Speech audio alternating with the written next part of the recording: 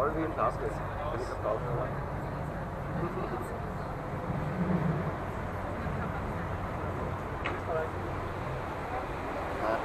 Die Amsterdam, die Amsterdama. Ja, Amsterdam. Stimmt.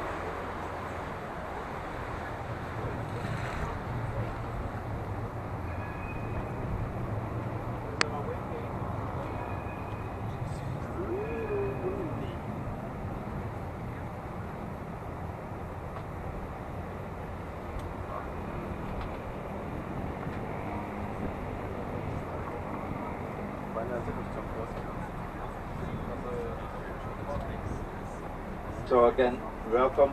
The Dutch make a lot of construction in the water to control the water.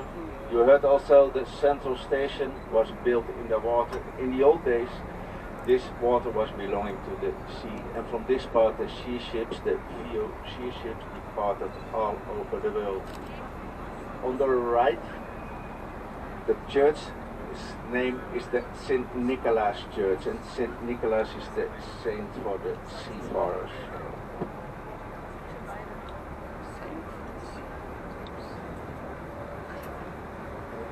The little tower on the right-hand side is the remains of the medieval city wall. It is known as the Weeping Tower, because in former times, ships used to leave from this spot, and women bade farewell to their loved ones from here, and many a tear was shed. On the tower is a commemorative tablet recalling the voyage that Henry Hudson made in 1609 with a ship called the Half-Moon. It was during this journey that he discovered the Hudson River. Un petit tour à votre droite est ce qui reste de l'ancien mur d'enceinte et est appelé Tour de l'Arme. C'était le point de départ des navires, donc l'endroit où les femmes devaient dire adieu à leurs bien-aimés. Naturellement, les larmes aux yeux. Une plaque scellée sur la tour commémore le voyage de Henry Hudson qui partit d'ici en 1609 pour découvrir le fleuve à qui il a donné son nom. So the little tower here on the right there. And on top of that tower you see a golden boat. It's a VO sea ship.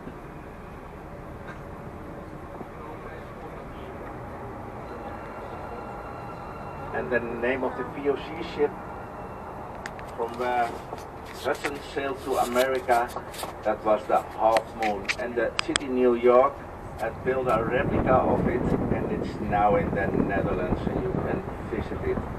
I think it's somewhere along the Zuiderzee, or the former Zuiderzee, I have to say. The Zuiderzee do not exist anymore, we have to make a lake of it. IJsselmeer, and big parts of the Zuiderzee, they are now used for living and for agriculture.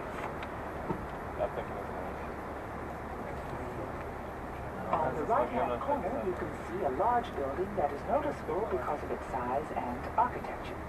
It is the shipping house, built at the beginning of the century to house a number of the most important Amsterdam shipping companies. À l'angle, à votre droite, vous voyez un grand bâtiment qui frappe l'œil par ses formes fantaisistes. C'est la maison de navigation, construite au début de ce siècle pour abriter les compagnies navales.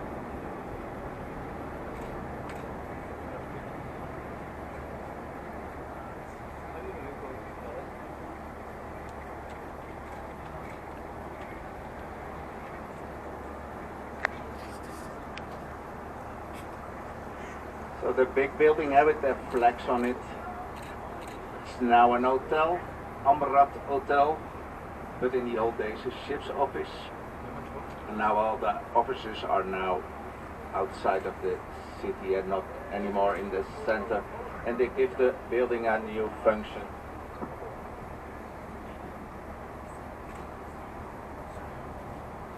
On the left-hand side, you can see the largest Chinese-Indonesian restaurant in the city.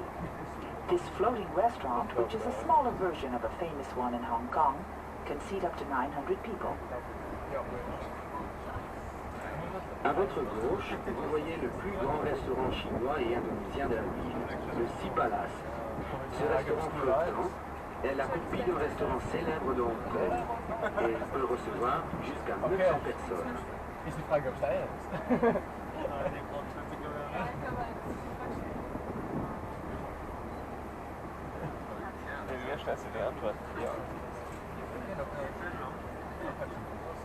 On your left, you'll see a green building in the shape of a ship. It's home to Nemo, the Center for Science and Technology. The museum is also fun and educational for children. From the roof, there's a wonderful view of the city. The building was designed by the architect Renzo Piano, also famous for the Pompidou Center. À gauche, vous voyez un bâtiment vert en forme de bateau. C'est le Centre national pour la science et la technique Nemo. Intéressant et amusant pour les enfants aussi. La terrasse offre une vue magnifique sur la ville. L'architecte de cet édifice est Renzo Piano, qui a aussi conçu le Centre Pompidou à Paris. Amsterdam first really flourished in the 17th century, the so-called Golden Age. At that time, Amsterdam was the most important international... America to China, Japan and Indonesia, and the other company was the West Indian Company, and from there they sailed to Africa and America. And together the two companies united about 20,000 ships, and that was a mighty army, mighty fleet. All the ships were armed. Kaiser built a wooden steeple on top, which contains a caravan. La Montalbaanstoren, la tour Montalbaan, à votre droite, fut bâtie au XVIe siècle comme tour de défense et peut surveiller les nombreux chantiers navals et les entrepôts à bois des environs. La tour a perdu cette fonction lors de l'extension de la ville au XVIIe siècle. La tour en briques fut surmontée d'une flèche décorative en bois et pourvue de carillons.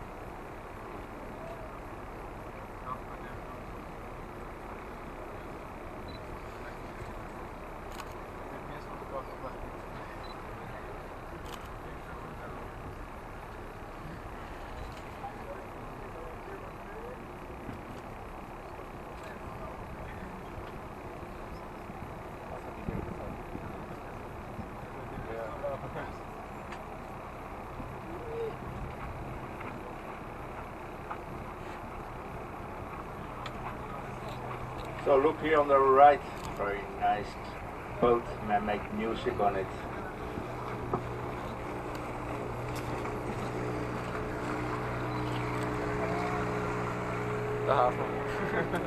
Hopefully we see him later again somewhere around the station.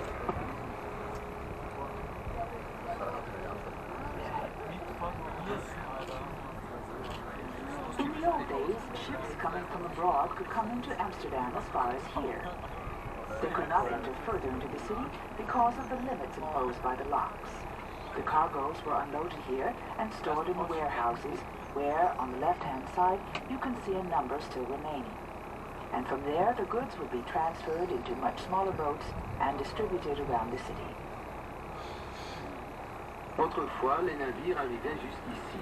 Il n'était pas possible d'aller plus loin à cause des dimensions restreintes des écluses. Pour cette raison, les marchandises étaient déchargées ici et emmagasinées dans les nombreux entrepôts que vous voyez dans quelques instants à votre gauche. Par des bateaux plus petits, les marchandises étaient ensuite distribuées dans toute la ville. So here on the left, some of their warehouses. Mostly there's also a name on the house. And they are all transformed now for living, even as the old boats, old cargo boats, all in use now for living.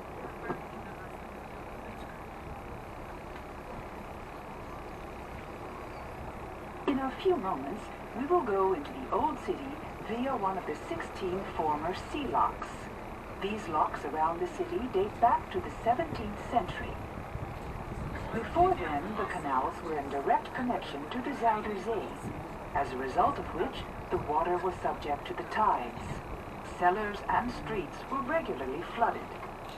With the help of the locks, it became possible to control the water level in the canals. Since these days the sea is kept back much further from the city, the locks are normally only used when the canal water has to be cleansed. This flushing out process takes place some 5 times per week. Dans quelques instants, nous allons entrer dans la vieille ville par une des 16 anciennes écluses de mer. Ces écluses furent construites au XVIIe siècle autour de la ville. Avant la construction de ces écluses, les canaux étaient en connexion ouverte avec la Zuiderzee, la mer du Sud. Le niveau de l'eau subissait alors l'influence des marées. Les souterrains et les rues s'inondaient régulièrement. À l'aide des écluses, on est parvenu à maîtriser le niveau de l'eau dans les canaux. Depuis que la mer a été refoulée loin de la ville, les écluses sont utilisées seulement pour purger ou épurer les canaux, ce qu'on appelle chasse. La chasse se fait 5 fois par semaine. In a few moments, you can see on the right-hand side the tower of the Southern Church, the first Protestant church to be built in the Netherlands after the Reformation and dating back to 1614. The architect was Hendrik de Keyser. At present, the Southern Church is used as an information center from the city's government. Dans quelques instants, vous verrez à votre droite le clocher de la Zuiderkerk, l'église du Sud. La première grande église protestante, construite après la Réforme en 1614 par l'architecte Hendrik de Keyser. De nos jours, l'église abrite le centre d'information du service municipal pour l'aménagement de la ville. So now on the right, and on the left there's the old free market in the Jewish neighborhood. You can also see old pictures of the market in the Jewish neighborhood. The market is more than 130 years old, and a lot of buildings from the Jewish neighborhood are destroyed by the new building, the city hall and the opera building behind it. But the second-hand market, but the free market is still there. And when your camera or your luggage is stolen or your bike is missing, you can buy it back here the next day.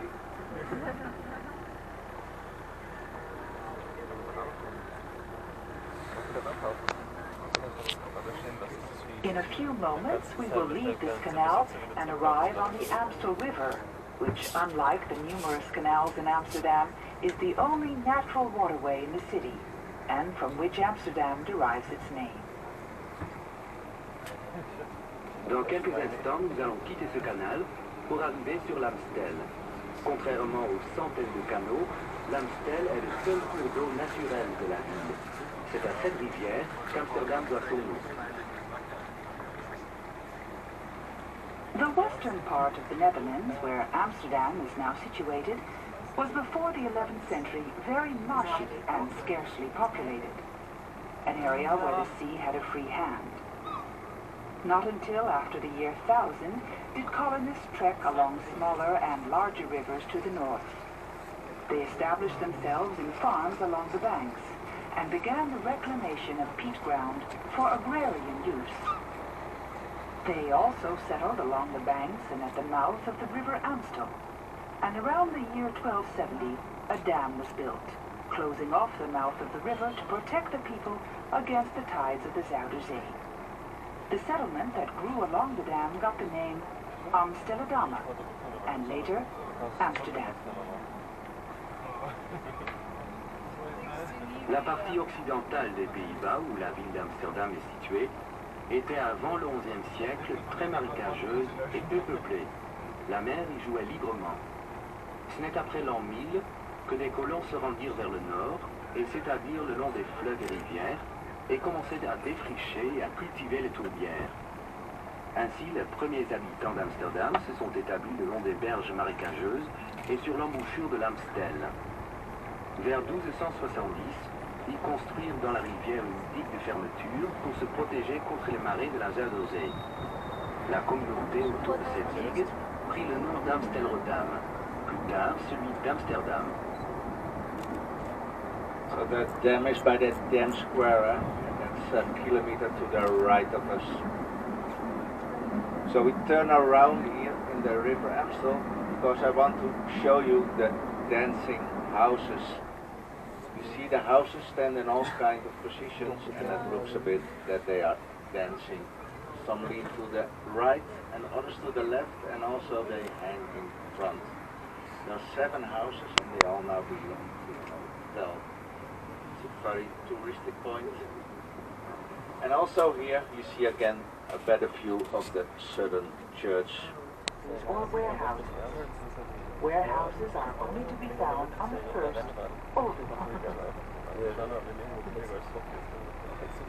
Le Vieregracht, le canal des Seigneurs, où nous nous trouvons maintenant, fut creusé pour l'extension occidentale et fait partie, comme le canal des empereurs et le canal des princes, de la ceinture des canaux creusés au XVIIe siècle. Le canal doit son nom aux seigneurs de la ville, les riches marchands et régents, et était tout d'abord destiné à la grande bourgeoisie. C'était pour cela qu'il était interdit d'établir des entreprises ou de construire des entrepôts ici. Seulement au début du canal, on en trouve quelques-uns. We just passed our narrowboat there, come from England, and there was the Willard Holthuizen Museum, and you can see the 17th century interior of a canal house. As you have undoubtedly noticed, the houses, especially along this part of the Gentleman's Canal, are richly decorated with sculptures. So also is the house after the bridge on the right-hand side at number 581. You can see a statue of the Archangel St. Michael and the dragon, and underneath, the head of an elephant. Sur cette partie du canal des Seigneurs, les maisons sont richement sculptées. Regardez la maison après le pont à votre droite, au numéro 581. Sur la façade se trouve une statue de l'archange Saint-Michel et le dragon. Au-dessous se trouve la tête d'un éléphant.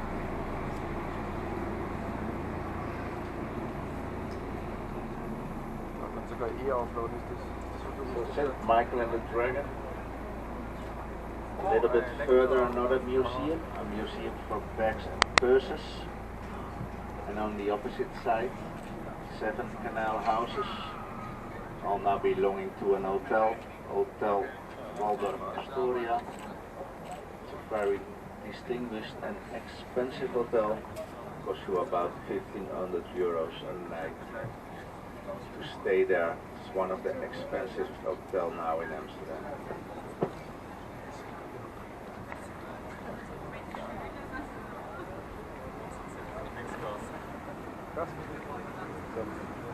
In a few moments, after the bridge on the left-hand side, you will have a unique view of 7 arched bridges, lying one behind the other over the Reguliers Canal. Dans quelques instants, vous aurez, après le pont à votre gauche, une très belle vue